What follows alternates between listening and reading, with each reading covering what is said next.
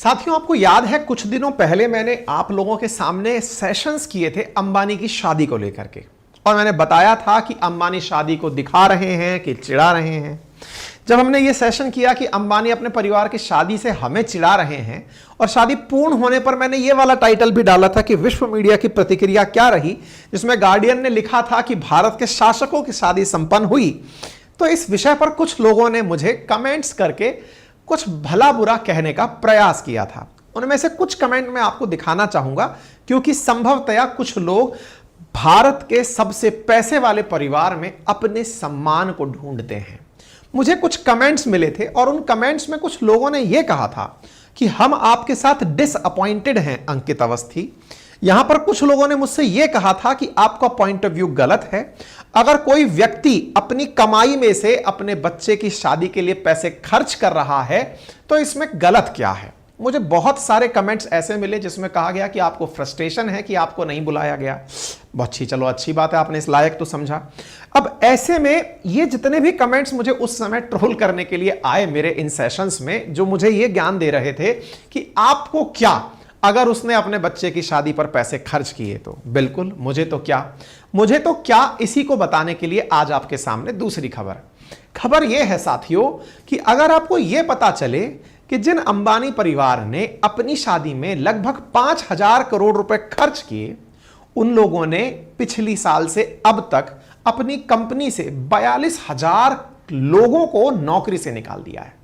42,000 लोगों को नौकरी से निकाल दिया है। इसका तो शायद आप पर असर पड़ेगा, या आप भी अभी इस गलतफहमी में जीने के लिए तैयार हैं कि नहीं, मेरा तो मान बढ़ा दिया अंबानी ने क्योंकि वो भारत का है और उन्होंने भारत के नाम पर इतना पैसा खर्च करके दिखा दिया कि देखो हम कितने अमीर हैं। अगर आपको इस बात का भी असर नहीं पड़ता तो फिर से आपको खुद से आत्म अवलोकन की आवश्यकता है कि आप क्या कर रहे हैं।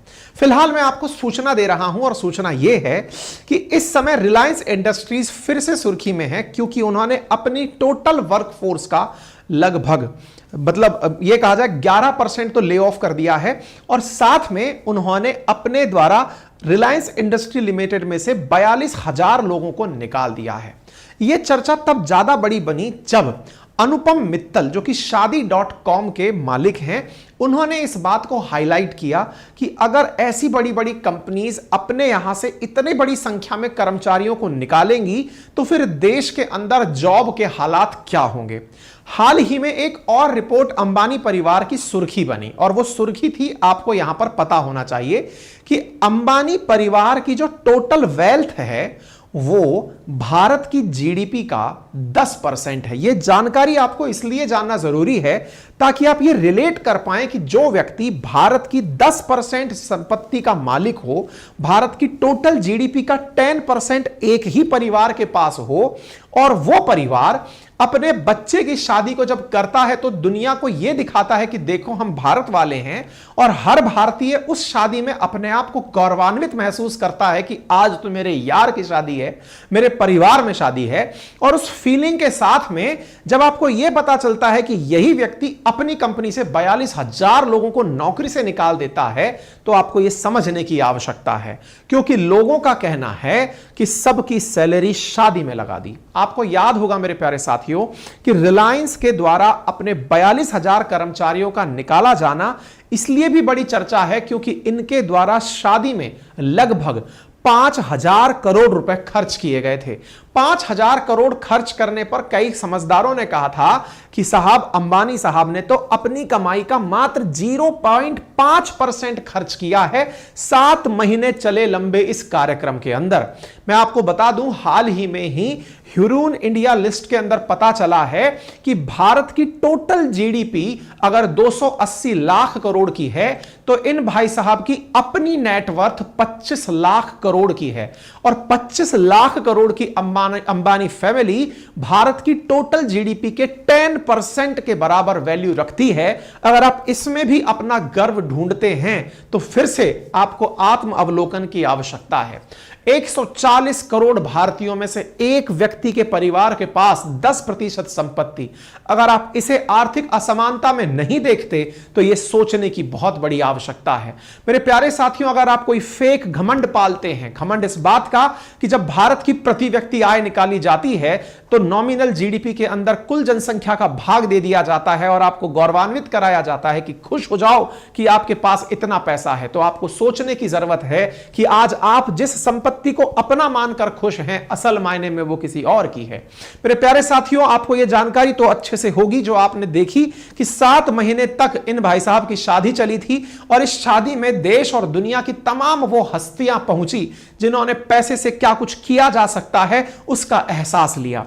यह एहसास लिया कि कैसे भारत के अंदर बड़े बड़े लोग ये देखने आ सकते हैं कि पैसा तो होता है, खर्चने की पावर क्या होती है वो देखने के लिए चलो इंडिया चलते हैं। चाहे फिल्म अभिनेता हो, चाहे भारतीय राजनीति के बड़े नेता हो, सभी इसी शादी में इस तरह शरीक हो रहे थे कि यहां पर सत्ता पक्ष और विपक्ष एक हो जाता है।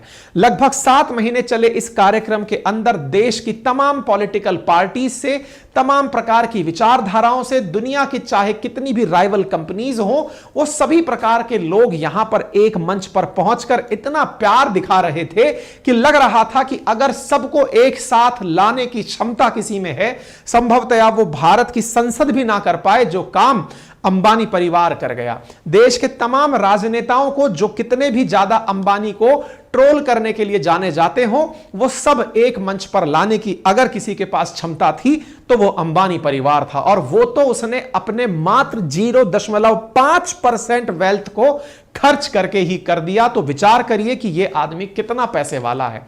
पैसे वाला तो है सो है, लेकिन अपने इस पैसे में इसने जो 5,000 करोड़ खर्च किए, उस 5,000 करोड़ से दुनिया में लगभग 10 ऑस्कर सेरेमनीज यूएस में आयोजित करवाई जा सकती थी। इतना पैसा इस आदमी ने अपने बच्चे की शादी में खर्च किया। अच्छा, हमने जब इसकी चर्चा की तो बहुत से लोगों ने हमें घसीटा, कहा सर खर्चा कर दिया तो इसमें आपको दिक्कत क्या है? अजी मुझे कोई दिक्कत नहीं है। मैंने तो आपको पहले भी कहा था, दिक्कत मुझे पहले भी नहीं थी। मुझे दिक्कत जिन बातों से थी वो मैंने आपको बताई। इनने जियो के प्राइस बढ़ाए, मुझे दिक्कत हुई, मुझे दर्द हुआ कि नहीं यार, हमारे बहुत सारे भाई बहन ऐसे हैं जिनको इस बात से परेशानी है। अब 42,000 लोग निकले हैं, इनमें कोई ना कोई अपना जानने वाला तो होगा यार, जो कि कहीं ना कहीं नौकरी किसी तरह से इनके साथ पा रहा होगा। उसकी नौकरी चली जाने पर मुझे तो दुख होगा। मुझे तो दुख होगा जब मुझे पता चले कि मेरे भारत की टोटल जीडीपी का 10% एक परिवार रखकर बैठा है। टॉप 10 मोस्ट वैल्यूएबल फैमिलीज जब भारत की निकाली गई तो पता चला अंबानी परिवार 10% इंडिया की जीडीपी का रखकर बैठा है। भारत की जीडीपी जो दुनिया में इस समय 5वीं बड़ी अर्थव्यवस्था बनी हुई है, $3.5 ट्रिलियन से ऊपर की इकोनॉमी है, जिसमें प्रति व्यक्ति आय $2731 प्रति व्यक्ति आय है। अगर हम एक तरह से यह मान लें कि हमारी टोटल जीडीपी में 10% केवल अंबानी का है, तो मैं यह सोचता हूं कि अगर हम 10% को हटा के बात करें तो विचार करिए कि प्रति व्यक्ति आय में से लगभग इस परसेंटेज में से भी $270 हट जाएंगे। $270 हटने का मतलब यह है कि आज जो मुझे बताया जाता है कि मेरे प्यारे भारतीयों, आपकी प्रति व्यक्ति आय $2731 है, मुझे जानकर यह आश्चर्य होना चाहिए कि हम खामखाही फर्जी घमंड में जी रहे हैं। हम घमंड इस बात का पाल रहे हैं कि सोचो हमारे प्रत्येक आदमी के पास कितना पैसा है। नहीं मेरे प्यारे साथियों, इस लिस्ट ने यह बात प्रूव कर दी है कि एक व्यक्ति 10% लेकर बैठा है और भारत के जो टॉप 10 लोग हैं ना, उनकी अगर संपत्ति मिला दी जाए, टॉप 10 परिवारों की संपत्ति मिला दी जाए तो भारत के 20% जीडीपी के लगभग पहुंचती है। विचार कीजिए कि भारत अगर 3rd लार्जेस्ट इकोनॉमी बनने का सपना देख रहा हो और उस समय पर भारत के टॉप 10 परिवारों के पास भारत की कुल संपत्ति का 20% हो, तो हमारे साथ कितना बड़ा ब्लफ हो रहा है कि हमको यह बताया जाता है कि भारत अमीर हो रहा है। जी नहीं, भारत की आर्थिक असमानता बढ़ती जा रही है, गिनी कफिशिएंट बढ़ता जा रहा है। यह भारत के लिए अच्छी बात नहीं है। आपको जानकर आश्चर्य होगा कि भारत के जो बड़े पैसे वाले परिवार हैं, उनमें अगर अंबानी 1 पर है, बजाज 2 पर है और बिरला 3 पर है, और इन तीनों की संपत्ति अगर मिला दी जाए तो यह जीडीपी में सिंगापुर की जीडीपी से भी ऊपर निकल जाते हैं। विचार कीजिए कि भारत के केवल 3 परिवारों के पैसे को जोड़ दो तो ये सिंगापुर की जीडीपी को क्रॉस कर जाते हैं। भारत के टॉप 10 की जीडीपी जोड़ दो तो वो भारत की 20% जीडीपी को कवर कर जाते हैं। आप विचार करें, इसका आपको घमंड करना है या इस बात पर दुख करना है? दुख बोलना मेरे लिए इसलिए जरूरी है क्योंकि आप समझें कि हमारे देश के सभी संसाधनों पर अगर किसी पर्टिकुलर परिवार का ही कब्जा है, अगर किसी पर्टिकुलर कंपनी का कब्जा है, तो यह भारत के उन मूल सिद्धांतों के खिलाफ है जहां कहा गया है कि संसाधनों का बंटवारा होना चाहिए, equal distribution of wealth and resources होना चाहिए। आज इस आर्थिक असमानता के लिए दूर करने के लिए क्या कुछ सरकारी प्रयास किए जा रहे हैं, आप और हम कितने ज्यादा जागरूक हैं, या फिर इनके वैल्यू को देखकर हम गौरवान्वित हो रहे हैं कि उस लिस्ट में चलो बढ़िया है कि कोई भारत का आदमी तो है, चलो ये तो अच्छी बात है कि कोई भारत का आदमी है जिसने सिंगापुर की इकोनॉमी को पीछे छोड़ दिया है। हां, आप में से कुछ लोग इस बात का गर्व पालते हैं कि आपको क्या, वो भी जो काम कर रहा है वो हमारे लिए ही तो कर रहा है, उसकी वजह से ना जाने कितने लोग शेयर मार्केट में पैसा बना रहे हैं, उसकी वजह से ना जाने कितने लोग रोजगार पा रहे हैं। जब बात रोजगार की हो तो चाहे अंबानी परिवार हो, चाहे बजाज परिवार हो, चाहे बिरला परिवार हो, निश्चित ही इन्होंने भारत का नाम दुनिया में बढ़ाया है। लेकिन यह आवश्यकता समझने की है कि जब आपको आवश्यकता लगती है हमसे पैसे खींचने की तो आप रिचार्जेस बढ़ा देते हैं, वैल्यू इंक्रीज कर देते हैं, जिस वैल्यू के इंक्रीज होने से और जो कॉम्पिटिटिव कंपनीज हैं वो भी प्राइस बढ़ा देती हैं। इसका मतलब आपके लिए हम केवल चूहे हैं जिन पर प्रयोग किया जा रहा है। एक तरह से यह समझिए कि आप खुद डिसाइड करते हैं कि इन्हें कितने रुपए में क्या दिया जाए, कितने रुपए में क्या ना दिया जाए। तो क्या यह मान लिया जाए कि सही मायने में शासन तो यही लोग कर रहे हैं, बाकी हम लोग तो चुनाव देखकर और खेलकर खुश हो रहे हैं, क्योंकि ये डिसाइड करते हैं कि भारतीयों को कितने रुपए में क्या मिलना चाहिए। मैंने इसीलिए एक सेशन किया था जिसमें बताया था कि भारत को गुलाम बना रहा है जियो, जिसको आप लोगों की तरफ से बहुत प्यार मिला था और इसी के कारण परिणाम यह निकला था कि जियो को अपने प्राइसेस गिराने पड़े थे, अपने रिचार्जेस महंगे करने पड़े थे। इसके बाद पूरे भारत में ट्रेंड चल गया था कि बीएसएनएल को वापस लेकर आओ। ये वो वीडियो था जिसने बहुत बड़ा इंपैक्ट क्रिएट किया था। लेकिन इसके बावजूद मुझे कुछ लोग ट्रोल करते हुए पाए गए थे जिन्होंने मुझे यह कहा था कि वो व्यक्ति अपने बच्चे की शादी पर पैसे खर्च कर रहा है तो इसमें आपको क्या, आपकी मानसिकता दिखती है कि आप बड़ा संकीर्ण सोचते हैं। जी नहीं जनाब, आपके कमेंट्स मेरी सर आंखों पर, क्योंकि आपकी प्रतिक्रिया मुझे मजबूत बनाती है। लेकिन तब भी मेरा सवाल यही था कि आप करिए जो आपको करना है, लेकिन यह तरीका क्या कि आपने अपने एक अधिकार के चलते हुए हम सब लोगों को जब ठीक लगा तब फ्री में 6 महीने इंटरनेट खपाया, और जब ठीक लगा तो प्राइसेस ऐसे बढ़ा दिए, 25% तक आपने एकदम प्राइसेस बढ़ा दिए बिना बताए कि चलिए क्या फर्क पड़ेगा। इसका मतलब आपके लिए केवल हम चूहे हैं। मैंने इस बात पर प्रतिक्रिया दी थी। इसी के साथ साथ जब यह दूसरी खबर आपको पता चलती है तो यह उन लोगों के चेहरे पर एक करारा अलर्ट है जो यह मानते हैं कि जनाब आप बार बार ये कह रहे थे कि ये आदमी नौकरी देता है इसलिए पैसे वाला हुआ तो क्या बुरा है। तो आइए ये खबर आपके लिए है, क्योंकि रिलायंस इंडस्ट्रीज ने अपना लगभग 11% टोटल वर्कफोर्स का ले ऑफ कर दिया है। और ये खबर इसलिए बड़ी बन जाती है क्योंकि अनुपम मित्तल भी इस बारे में चर्चा कर रहे हैं। अब आप पूछेंगे ये कौन है और इनकी बात हम क्यों सुने। असल में ये शादी.com वाले हैं जिन बिचारों की कुल वैल्यूएशन कंपनी की 2500 करोड़ रुपए है, यानी कि अगर हम बिलियन टर्म्स में बात करें तो 300 मिलियन डॉलर की बेचारे कुल वर्थ रखते हैं। ये सोचते हैं कि इतना मेहनत करके हमने कंपनी बनाई दुनिया की शादी कराने के लिए, उससे थोड़ा बहुत पैसा बनाने के लिए, और ये आदमी है कि 5000 करोड़ यानी इनकी कंपनी की कुल कीमत से जस्ट डबल तो केवल बच्चे की शादी में खर्च करके भूल जाता है। दर्द तो इनका होना ही था, दर्द शादी का था लेकिन फूटा कहीं और। इन्होंने कहा कि साहब आपने 42,000 लोगों को नौकरी से निकाल दिया, और इनके द्वारा जब यह बात उठाई गई तो निश्चित ही सोशल मीडिया पर यह बात चर्चा का विषय बनी, क्योंकि पिछले साल से इस साल के जब आंकड़े कंपेयर किए गए तो पता चला कि आपने नौकरी से लोगों को निकाला है, और पिछले साल से अब तक 42,000 लोगों को निकाला है। अब आपको यह समझ में आए कि नौकरी से निकाला क्यों जाता है, तो कंपनी से नौकरियों से तभी निकाला जाता है जब आपको लगता है कि डिमांड में कमी आ गई है, या फिर आप इसलिए निकालना चाहते हैं क्योंकि आप कॉस्ट कटिंग करना चाहते हैं, आप पैसे बचाना चाहते हैं।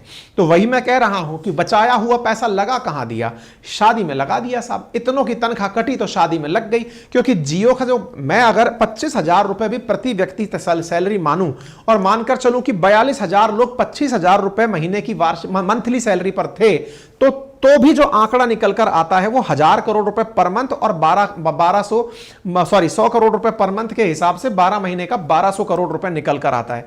ऐसे में 1200 करोड़ इंटू 4-5 साल की नौकरी पकड़ लो, इतना इन्होंने अपने बच्चे की शादी में मात्र 7 महीने में खर्च कर दिया।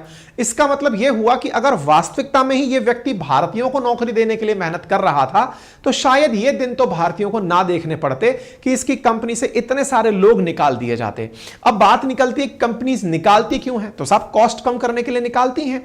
इसलिए निकालती हैं ताकि स्टाफ को कम करके और जो अन्य रिसोर्सेज हैं उन्हें कहीं और डाइवर्ट किया जा सके, या कंपनी कहीं और जा रही होती है या किसी के साथ मर्ज कर रही होती है तो निकालती है। इसलिए यह अपने आप में एक बड़ा नियम वो बन के आता है कि फाइनेंशियल ईयर 2024-23-24 में इन्होंने 42,000 कर्मचारियों को नौकरी से निकाला है। और सबसे ज्यादा नौकरी जो कम ही है वो है रिटेल सेगमेंट में। रिटेल का मतलब हुआ जो खुदरा बाजार चल रहे हैं उसमें से इन्होंने नौकरियों को कम किया है। अब आप पूछेंगे ये कैसे, क्योंकि साहब इन्होंने जियो जो ला रखा है, जियो के अंदर आने वाले समय पे जब घर बैठे ही आपको सब चीजें मिल जाएंगी तो फिर दुकानें खोलने की जरूरत क्या है, क्योंकि इन्होंने इंटरनेट के माध्यम से व्हाट्सएप का इन्वेस्टमेंट लिया हुआ है, जकरबर्ग से इन्वेस्टमेंट लिया हुआ है। अब तो ये घर बैठ करके आपको सामान पहुंचाएंगे, दुकानों की जरूरत ही क्या है। पहले दुकानदार मार दिए, फिर दुकान खुद की खोली, उसमें लोग जो चलाने वाले थे उनको नौकरी से निकाल दिया। तो और मनाइए खुशियां, बधाई हो, अनंत की शादी हुई है। ऐसे में इनकी इतनी सारी जो कंपनीज आपको दिख रही हैं, ये सारी कंपनीज को चलाने वाला रिलायंस अगर कर्मचारियों की कटौती कर रहा है तो संभवतया एक बड़ा सवाल फिर आपके सामने खड़ा होता है कि ये जॉब में जब कटौती हो तो उससे बचा कैसे जाए।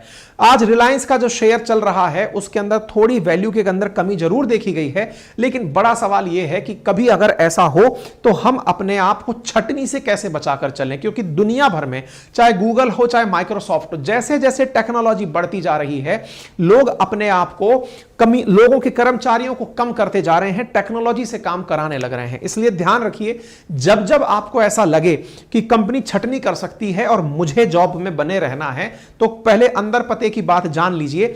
हमेशा जिस भी काम में आप हैं उसमें अपने आप को स्किल डेवलपमेंट कराते रहिए, कुछ नया सीखते रहिए।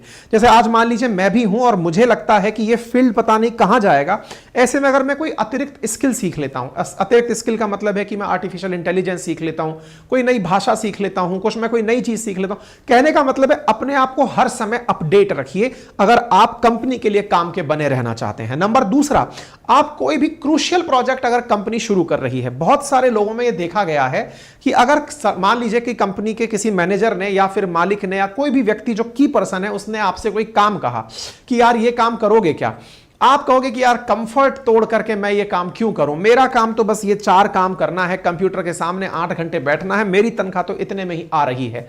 आप अक्सर ऐसी जिम्मेदारियों को लेने से जब बचते हैं तो कंपनी समझती है कि इनको जब हमारे किसी भविष्य की महत्वाकांक्षा में इंटरेस्ट ही नहीं है तो छोड़ते हैं, इन्हीं को निकालते हैं। तो कंपनी जब ले ऑफ करती है ना तो कुछ पैरामीटर्स देखती है, किसके पास स्किल ज्यादा है उसको अपने साथ रखती है, कौन ऐसा आदमी है जो बढ़ चढ़ के पार्टिसिपेट करता है उसे परमानेंट अपने साथ रखना चाहती है। जो व्यक्ति ऐसे होते हैं कि यार छोड़ इसको निकालते हैं क्योंकि इसके जाने से कोई फर्क नहीं पड़ेगा। मतलब यह है कि आप उस कंपनी के लिए वैल्यू एडिशन कर रहे हैं या नहीं, यह बहुत मैटर करता है। आपका होना अगर किसी कंपनी को फायदा पहुंचाने जैसा लगे तो निश्चित ही कंपनी चाहे गड्ढे में चली जाएगी लेकिन आपको साथ रखकर चलेगी। इसका मतलब यह हुआ कि स्किल डेवलपमेंट करते रहिए। अब बड़ा सवाल यह बनता है, सर मैं कंप्यूटर पे तो बड़ा अच्छा हूं या मैं कारीगरी में तो बहुत अच्छा हूं, लेकिन साहब मैं व्यवहार कुशल नहीं हूं, मैं मुंह से जो मन में आता है बक देता हूं, किसी से भी लड़ लेता हूं, 4 गालियां निकाल देता हूं, झगड़ा कर लेता हूं। यह मेरा केवल व्यवहारिक एक्सपीरियंस है कि अगर आप कोई भी भाषा जानते हो, हिंदी, इंग्लिश, क्षेत्रीय भाषा जैसी भी जानते हो, लेकिन अपने भाषा में सामने वाले के सम्मान का संपूर्ण ख्याल रखिए। अगर आप कर्मचारी हैं और आप अन्य साथियों के भी सम्मान का ख्याल रखते हैं तो वो कर्मचारी भी चाहते हैं कि आप कंपनी में बने रहें। ऐसे में आपकी सॉफ्ट स्किल्स, आपकी पर्सनैलिटी बहुत काम आती है, ठीक है ना। और ऐसे में अगर कभी कंपनी आपसे आकर यह कहे कि फिलहाल हमारी आर्थिक स्थिति ठीक नहीं है, क्या आप कम पैसे पर काम करने के लिए तैयार हैं? एक समय होता है जिस समय आप कहें कि नहीं साहब मैं तो छोड़कर जा रहा हूं, किसी और के साथ काम करूंगा, इतने में तो कहीं और काम मिल जाएगा। बस यहां याद रखिएगा कि आपको उस समय पर अपने साथ एडजस्ट करने का नेचर लेके आना है कि ये कंपनी अगर मैं आज इसके बुरे समय पर साथ रहा तो जब ये कंपनी अच्छे समय पर जाएगी तो ये मुझे साथ रखेगी। और यकीन मानिएगा ऐसे तमाम लोग जो कंपनीज में लंबे समय तक मतलब उतार चढ़ाव में साथ होते हैं वो ही बहुत आगे तक जाते हैं। ये मैंने एडिशनल एडवाइस बीच में डाल दी है। जो लोग नौकरी पेशा वाले लोग हैं, प्राइवेट सेक्टर में काम कर रहे हैं, जिन्हें किसी भी समय बढ़िया उपलब्धियां मिल सकती हैं या किसी भी समय झटका, वो इन नेचर्स को अपने अंदर डाल लें। वापस से आते हैं रिलायंस के ऊपर कि अगर ऐसा कुछ होता है तो क्या फर्क पड़ता है। देखिए, जब कंपनी नौकरियों से लोगों को निकालती हैं तो मार्केट में कंपटीशन बहुत बढ़ जाता है। क्यों बढ़ जाता है? फिर और कंपनी भी सोचती है जब रिलायंस ने निकाल दिया तो चलो अपन भी निकालते हैं, क्योंकि लेबर सस्ते में मिल जाएगा। यही कारण है कि वर्ल्ड बैंक ने, अभी मैंने 4 दिन पहले अपनी पाठशाला पर एक सेशन डाला है जिसमें मैंने बताया है कि वर्ल्ड बैंक ने हाल ही में भारत को चेतावनी देते हुए कहा कि अमेरिका का 1/4 प्रति व्यक्ति आय तक भी भारत को पहुंचने में 75 साल लगेंगे। इसका मतलब समझिए, इसका मतलब यह है कि इंडियंस का इतना सस्ता लेबर उपलब्ध है कि अगर आप वैल्यूएबल होने भी लगते हैं, आपको निकालकर सस्ते में लोगों को रखने की कला कंपनी सीख जाती है कि बोले छोड़ो, निकालो इसे, सस्ते में लोगों को रख लो। अब जब कंपनी बड़े लोगों को निकाल ही दे रही है नौकरी से, तो फिर बहुत ही सस्ते दामों पर कर्मचारी मार्केट में उपलब्ध होने लगते हैं, क्योंकि कस्टमर के अंदर भी यह भाव आ जाता है कि कंपनी पिट गई, कंपनीज को लगने लगता है कि कंपनी चल नहीं पा रही। ऐसे में आवश्यकता है मार्केट सेंटीमेंट्स को बनाए रखने के लिए बड़ी कंपनियों की जिम्मेदारी बनती है। खैर, फिलहाल के लिए तो चूंकि हम वापस से वहीं आते हैं, चर्चा जब रिलायंस की हो रही है, तो आपसे बस इतनी सी गुजारिश करते हैं कि ऐसी चीजों पर जब भी कोई प्रतिक्रिया आपके दिमाग में बनकर आए कि साहब हमें इस पर क्या टिप्पणी करनी है, क्या नहीं करनी है, तो टिप्पणी तो छोड़िए, पहले अपने हित सोचिए। और उस हित में भारतीय होने का हित यह है कि भारत में संसाधनों का इक्विटेबल डिस्ट्रीब्यूशन कैसे हो, क्योंकि भारत के नीति निदेशक तत्व भी आर्टिकल 39 में इसी की चर्चा कर रहे हैं। ठीक है, बाकी आप इस विषय पर क्या सोचते हैं, अपनी राय कमेंट बॉक्स में जरूर रखें। हां, पढ़ने लिखने वाले विद्यार्थियों के लिए history, geography, polity, economy recorded batch उपलब्ध है अपनी पाठशाला एप्लीकेशन पर, जाकर आप उसे एक्सेस कर सकते हैं। अपनी पाठशाला.com वेबसाइट पर हमारी तमाम टेस्ट सीरीज उपलब्ध हैं। हैंड रिटन नोट्स घर पर उपलब्ध पहुंचने के लिए हैं, जहां पर बहुत ही प्यारी राइटिंग में बहुत ही अच्छा कंटेंट उपलब्ध कराया गया है, उसे आप घर पर मंगा सकते हैं। कोई भी क्वेरी, कोई भी कमेंट अगर हो तो कृपया कर पूछ सकते हैं, बताएं।